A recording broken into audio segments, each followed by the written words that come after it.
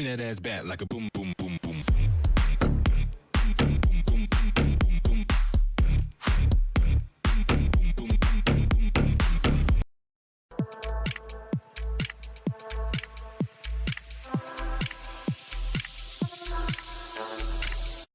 Bring that ass back like a boom, boom, boom, boom.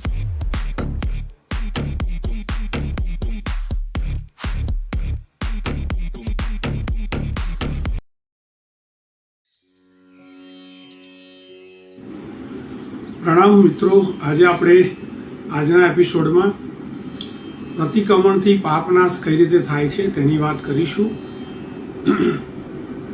હાલમાં આપણે ધ્યાન અને જીવન ભાગ 1 ન્યાય વિશારદ પરમ પૂજ્ય આચાર્ય ભગવાન શ્રી ભુવનભાનુ સુરેશ્વરજી મહારાજા લિખિત આ પુસ્તકનું વાંચન કરી રહ્યા છીએ. તેમાં અત્યારે 22 નંબરનું ચેપ્ટર છે પ્રતિક્રમણથી પાપનાશ. તો કહે છે, મુનિ કોને કહેવાય? શાસ્ત્ર આ બતાવે છે કે મન્યતે જગત ત્રિકાલાવસ્થામિતિ મુનિ. જગતની ત્રણેય કાળની અવસ્થાનું મનન કરે, એને હૃદયથી માન્ય કરે તે મુનિ કહેવાય. જગત એટલે વસ્તુ માત્ર, એના સ્વભાવનો ખ્યાલ કરાય એટલે એની વર્તમાન અને આગળ પાછળની અવસ્થા પર ધ્યાન દેવું પડે. આ જગતની વસ્તુ માત્રનો સ્વભાવ જોઈને જે એના પર થતી ભૂત ભવિષ્ય વર્તમાન અવસ્થાઓનો વિચાર કરે એને ખોટા ખેદ કે હર્ષ શાના થાય, અને ખોટા ખેદ કે હર્ષ શાના કરવાના પણ. જીવ જે જળ કાયા માયા પાછળ હરખ ઉદ્વેગ કરે છે એ શાથી કરે છે?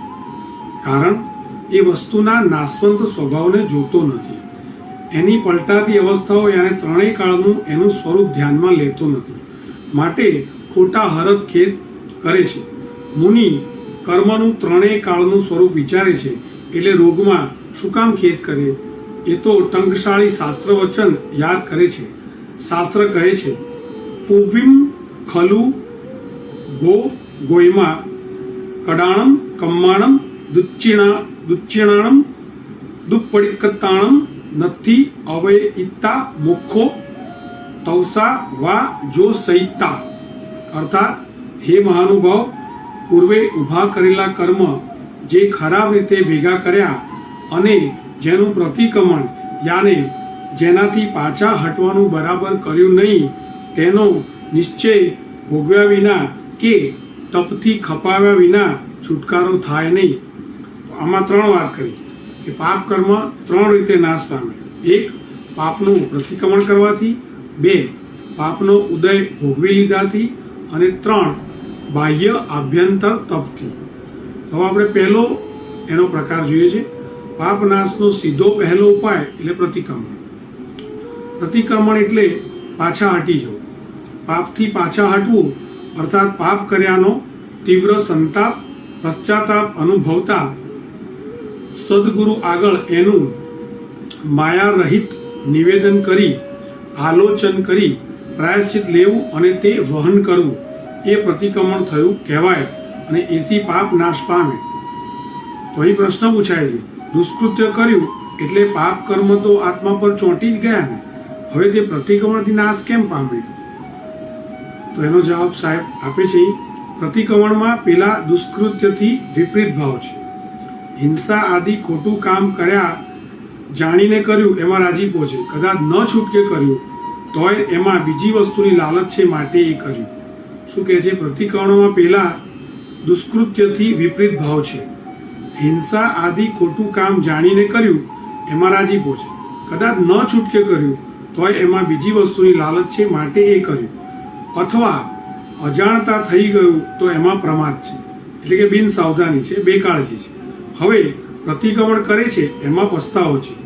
એ પૂર્વે દુષ્કૃત્યમાં આવેલી હોંશનો છે, યા દુષ્કૃત્ય ન છૂટકે કરાવનાર બીજી વસ્તુની જે લાલચ હતી એનોય પસ્તાવો છે, અથવા જે પ્રમાદનું સેવન થયું, બેકાળજી બિન સાવધાની રહી એનો પસ્તાવો છે. આમ હોંશ, લાલચ અને પ્રમાદ એ ત્રણેય દોષનો પશ્ચાતાપ છે. કઈ કઈ વસ્તુ? જાણી જોઈને કર્યું હોંશ, કોઈ લાલચમાં એને કર્યું લાલચ, અને પ્રમાદ એટલે સાવધાની ન રાખી હોય. આ ત્રણેય દોષનો પશ્ચાતાપ પ્રતિક્રમણમાં છે. એ દોષના અશુભ ભાવથી વિપરીત શુભ ભાવ છે. બરાબર? એ સહેજે પેલા મેલા ભાવથી લાગેલા કર્મનો નાશ કરે. ભેજવાળી હવાથી લાગેલી શરદી ગરમાટથી નાશ પામે છે ને, માત્ર ત્યાં સાવધાની રાખવાની આ કે કોરો ઉપલક્યો પસ્તાવો ન ચાલે.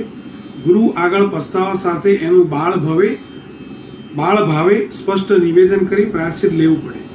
એમાં જ પેલા દુષ્કૃત્ય કરતા ખરેખરો વિપરીત શુભ ભાવ આવે. જો ગુરુ આગળ કહેવું નથી તો ત્યાં તો દિલમાં ચોરી ઊભી રહી, પછી ખાલી પસ્તાવામાં ખરેખર નીતરતો શુભ ભાવ શી રીતે આવ્યો ગણાય? એમ પ્રતિક્રમણ વિના કેમ ચાલે? હવે પ્રતિક્રમણ ક્રિયાનું મહત્વ શું છે તે આપણે આગળ જોઈશું. હા, જે સૂક્ષ્મ પાપો થયા હોય એનો સંતાપ અને મિચ્છામી દુક્કડમ કરવાથી એ પાપ નાશ પામે છે. માટે તો ઉભયકાળ પ્રતિક્રમણ નામનું આવશ્યક કરાય છે. રોજિંદા જીવનમાં દિવસ રાત જાણીએ અજાણીએ આપણાથી એવા કેટલાય સૂક્ષ્મ દુષ્કૃત્યો આચરાઈ જાય છે, તો એનાથી આત્મા પર ચોંટેલા પાપ કર્મોના નિકાલ માટે દિવસ રાતના અંતે પ્રતિક્રમણની ક્રિયા છે. જો એ પ્રતિક્રમણ ન કરો તો વિચારો કે એ સૂક્ષ્મ પાપો શી રીતે નાશ પામવાના? એકલા મનના જ પાપ જુઓ ને. દિવસ રાત ખોટા વિચારો, આરંભ, વિષય, પરિગ્રહના અને કસાયોના વિચાર કેટલા ચાલ્યા કરે છે. એવું વાણી અને વર્તાવથી કેટલા પાપ. હવે જો પ્રતિક્રમણ નથી કરતા તો પ્રતિક્રમણના સૂત્રોમાં જ્ઞાનીએ જે ઝીણવટથી એક એક પાપની ગણતરી કરી એના પશ્ચાતાપ મિચ્છામી દુક્કડમ કરાવે છે, એવી ઝીણવટથી વિના પ્રતિક્રમણે એ પાપ ક્યાં યાદ આવવાના અને ક્યાં સંતાપ થવાના? ત્યારે પ્રતિક્રમણ વિના આત્મા પર રહી ગયેલા પાપોના જંગી જુમલાનું ફળ કેટલું ભોગવવાનું? પ્રતિક્રમણ વિના રહી ગયેલા પાપોથી પરલોકે શું? તો એવું કહે છે કે જે પ્રતિક્રમણ આપણે કર્યું નથી અથવા પ્રતિક્રમણ વિના જે પાપો રહી ગયા એનાથી પરલોકે આપણે શું આપણા હાલ થાય છે, તો એની વાત છે. આજનો જમાનો વિચિત્ર આવ્યો છે. માણસ ધર્મમાં 5 પૈસા ખર્ચીને કે દેવ દર્શન કરીને સંતોષ માને છે. અલ્યા, પણ ઉભયટંક પ્રતિક્રમણ વિના પાપોના જંગી જુમલાનો નિકાલ સી રીતે થવાનો? ભલે ને એકાદ વેળા ઉદ્ધાન પણ કરી લીધા કે પર્યુષણમાં 8-15 ઉપવાસ વગેરે કરી લીધું, પરંતુ પછી રોજિંદા પાર વિનાના મન વચન કાયાના દુષ્કૃત્યોથી પ્રતિ સમય આત્મા પર લાગ્યા કરેલા પાપોના ગંજ સી રીતે ઉખડશે?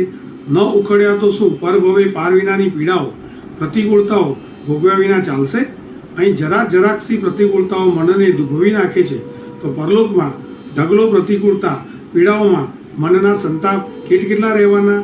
સંતાપ કેટલા બધા દીર્ઘકાળ ચાલવાના? એના કરતાં અહીં 2 ઘડીનું પ્રતિક્રમણ કરી લેવું શું ખોટું? એથી એ પાપ કર્મોના થોક ઉખડી જાય. એ કેવો મહાન લાભ અને ભવિષ્યમાં કેવો સુંદર બચાવ! પ્રતિક્રમણની અગત્યતા સમજો છો? મદનસિંહ નામનો શ્રાવક ઉભયકાળ પ્રતિક્રમણ કરવામાં ચુસ્ત હતો. દિલ્હીના બાદશાહ આગળ કોઈએ આની વાત કરી. બાદશાહને પારખું કરવાનું મન થયું. તે ગમે તે ગુનો ઊભો કરીને મદનસિંહને બેડીએ જકડીને જેલમાં નાખ્યો. હવે અહીં જુઓ કે સમય થતાં મદનસિંહને પ્રતિક્રમણ કરવું છે, પરંતુ એમ બેડીમાં રહીને બેઠા લોચા લાપસીથી પ્રતિક્રમણ થોડું જ થાય? આ તો મહાન શ્રદ્ધાળુ સાવક. તે બેઠા કૌશક ને બેઠા ખમાસમણા વગેરેથી પરિક્રમણ કર્યું ન માને, ત્યારે અહીં તો બેડી છે, શું કરું? તે એણે જેલરને કહ્યું, મને એક પ્રતિક્રમણ કરવા 2 ઘડી બેડીઓ છોડી નાખવાનું કર, તને 1 ટાંક સોનું અપાવીશ. આમ રોજ 2 પ્રતિક્રમણ માટે 2 ટાંક સોનું. પેલા બેડી છોડી રોજના 2 પ્રતિક્રમણના 2 ટાંક સોનું આપીને પણ પ્રતિક્રમણ કર્યા. એ તો સસ્તીવારીનો જમાનો. ત્યાં 2 ટાંક સોનું એટલે કેટલી બધી કિંમતનું. સોનું ભલે કિંમતી, પણ પ્રતિક્રમણ એના કરતાં લાખો ગણી કિંમતનું છે. ટાંક સોનું બચાવેલું પાપોના ગંજ નહીં ઉડાડે, ત્યારે સોનું ખર્ચી કરેલ પ્રતિક્રમણમાં એ તાકાત છે. એમ પાપો ઉડ્યા પછી ભવિષ્યમાં દીર્ઘકાળ કેટલી બધી નિરાશ. મદનસિંહ આ સમજે છે, માટે રોજ સોનું આપીને પણ પ્રતિક્રમણ કરે છે. બાદશાહને આ ખબર પડી એટલે મદનસિંહને શાબાશી દઈને છોડી મૂક્યો. ડાયા હો તો બીજું બધું પડતું મૂકી ઉભયકાળ પ્રતિક્રમણ કરો. જો પ્રતિક્રમણના કેટલા લાભ છે, તો એ પહેલું તો સામાયિક લેવાનું, એમાં અનંતા જીવોને અભયદાન દેવાનો લાભ તથા સર્વ નવા પાપ વ્યાપાર ત્યાગનો લાભ. 2 દિનભર કે રાતભર કરેલા દુષ્કૃત્યોથી બંધાયેલ પાપોના જુમલાનો પ્રતિક્રમણથી નિકાલ થાય. 3 પાપો પર સાચો તિરસ્કાર ભાવ આવે. 4 ઉભયટંકનો ધર્મ નક્કી થઈ જાય. 5 જિનેશ્વર ભગવાનની આજ્ઞાનું પાલન થાય. 6. વિગતવાર દુષ્કૃત્યોના સ્મરણ અને પશ્ચાતાપથી સારું સંસ્કરણ ઊભું થાય. 7. પ્રતિક્રમણ ક્રિયામાં સાથોસાથ આચરાતા દેવવંદન, ગુરુવંદન, કાયોત્સર્ગ વગેરેથી અનેક ગુણોનો અને સુસંસ્કરણોનો લાભ મળે, તેમ કઈ બીજા કર્મોનો નાશ થાય. પ્રતિક્રમણ એ અદ્ભુત ક્રિયા છે. ભાગ્યવાન જીવો એની આરાધના કરી શકે, અભાગ્ય શું કરે? એને તો હાય પૈસા, હાય સુખ, હાય પરિવાર વગેરે જ લત હોય. એ બિચારાને પ્રતિક્રમણના અદ્ભુત લાભોની જાણે ગમજ નહીં. તે રાત ને દિવસ અર્થ અને કામની આંધીમાં જ ફસાયેલો રહી એને જ જીવન સર્વસ્વ માને છે અને પ્રતિક્રમણને મામૂલી લેખે છે. તમે જીવન કેવું જીવવાના? ભાગ્યશાળીનું કે અભાગ્યનું? ભૂલશો નહીં, માનવ જીવન યોગ માટે છે, ભોગ માટે નહીં. અને પ્રતિક્રમણ એ મહાન યોગ સાધના છે. યોગથી ભાગ્યશાળી ને ભોગથી અભાગ્ય. શું કહ્યું ફરી વાર? માનવ જીવન યોગ માટે છે, ભોગ માટે નહીં. અને પ્રતિક્રમણ એ મહાન યોગ સાધના છે. યોગથી ભાગ્યશાળી ને ભોગથી અભાગ્ય. મનુષ્ય જન્મ પામી યોગ સાધી જાય તે ભાગ્યશાળી કહેવાય. ભોગમાં ડૂબ્યો રહે તે અભાગ્યો. ભાગ્યશાળી થવું હોય તો નક્કી કરો રોજ ઉભય ટંક પ્રતિક્રમણ કરવાનું. ન બને તો એક ટંક પણ કરવું, અથવા મહિનામાં આમ કુલ 60 પ્રતિક્રમણ થાય, એમાંથી આટલા અમુક પ્રતિક્રમણ તો કરવા જ. ધર્મક્રિયામાં ટાઈમ કેમ સફળ? મૂંઝાતા નહીં કે હાય કેટલો બધો ટાઈમ જાય. ના, આ ટાઈમ તો મહાલાભદાયી નીવડશે.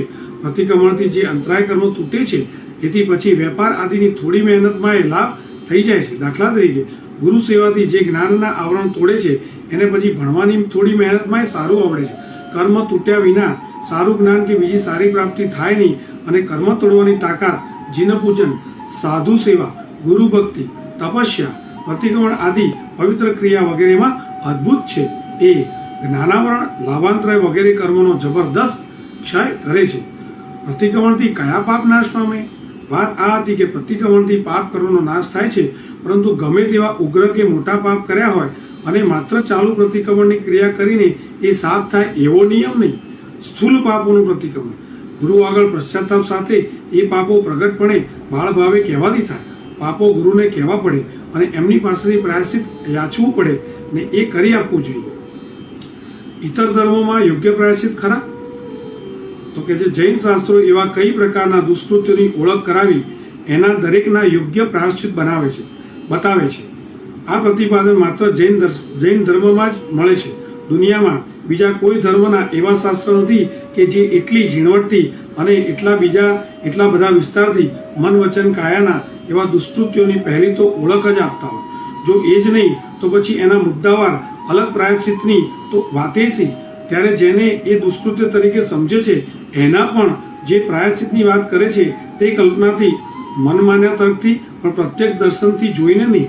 કેમ કે સર્વજ્ઞ નહીં હોવાથી પ્રત્યક્ષથી જોઈ શકતા નથી કે આત્મા કેવો, એના દુષ્ટ ભાવો કેવા, એ ભાવથી કર્મ કેવા બંધાય ને કેવા પ્રાયશ્ચિતથી એ કર્મો નાશ પામે છે. આમાંનું કશું પ્રત્યક્ષથી જોઈ શકતા નથી. પછી સી રીતે યોગ્ય પ્રાયશ્ચિત બતાવી શકે? જ્યારે તીર્થંકર ભગવાન વિતરાગ સર્વજ્ઞ છે, તેથી સર્વકાળના સર્વદ્રવ્યો એના સમસ્ત ભાવો પ્રત્યક્ષ જુએ છે અને એના આધારે આ બધું યથાર્થ કહે છે. એમણે પ્રતિક્રમણથી પાપ કર્મનો નાશ જોયો અને કહ્યો. એમાં ગુરુ આગળ બાળ ભાવે પાપ નિવેદન અને પ્રાયશ્ચિત ગ્રહણથી પાપ નાશ બતાવ્યો છે. તેથી જ ભવ્ય જીવો એની શ્રદ્ધાથી પોતાના જીવનના સર્વ દુષ્કૃત્યો શાસ્ત્રજ્ઞ સદગુરુ આગળ કહી દે છે, અર્થાત ભવ આલોચના કરે છે અને એનું પ્રાયશ્ચિત લઈ વહન કરે છે. પૂછો, ભવ આલોચના શા માટે? આનું કારણ સ્પષ્ટ છે કે જો ભવ આલોચના ન કરી તો પાપ કર્મ ઊભા રહી જવાના. હવે એનો ભવાંતરે કાં તો એના દુઃખદ ફળ ભોગવીને નાશ કરવાનો રહેશે, અગર એ કર્મ તપથી ખપાવવાના રહેશે. પરંતુ દુષ્કૃત્યો હૃદયની અંદર છુપાવી રાખ્યા અને ગુરુની આગળ માનહાનિ થવાના ભયથી આલોચના ન કરી તો એનો અર્થ એ કે મનને જેટલી માનહાનિ ખરાબ લાગી એટલા દુષ્કૃત્યો ખરાબ ન લાગ્યા ને એટલું પાપ કર્મ રહી જવાનું ખરાબ ન લાગ્યું. તો આનું દુઃખદ પરિણામ એ પાપ શલ્ય રહી જવાના, એ દુષ્કૃત્યના ભાવ તથા પાપ કર્મ અનુબંધ વાળા બની જવાના. અનુબંધ એટલે બીજ શક્તિ, અર્થાત પાપાનુબંધવાળા પાપ જ્યારે ભોગવાશે ત્યારે સાથે નવા પાપ જન્માવશે. કેમ કે એ વખતે દુષ્ટ બુદ્ધિ યાને દુષ્કૃત્યના ભાવ પાછા પ્રગટવાના. અહીં આલોચના ન કરનારને ભવાંતરે દુષ્ટ બુદ્ધિ કેમ? અહીં દોષ દુષ્કૃત્યોને એટલા પ્રતિક્રમણ આલોચના પ્રાયશ્ચિતથી નાશ કરવા જેવા ખરાબ ન માન્યા, પણ ગુરુની આગળ થતી માનહાનિ એટલી ખરાબ માની. એટલે સહજ છે કે જો દુષ્કૃત્ય એવા ખરાબ ન લાગે, ભયંકર ન લાગે, તો તેથી એ દુષ્કૃત્યના આત્મામાં બીજ પડી જાય છે અને ભાવાંતરે એ પાછો દુષ્ટ ભાવ જગાડે. દુષ્કૃત્ય પાક્કા ખરાબ લાગે તો જ એના બીજ ન પડે ને આગળ દુષ્ટ બુદ્ધિ ન જાગે.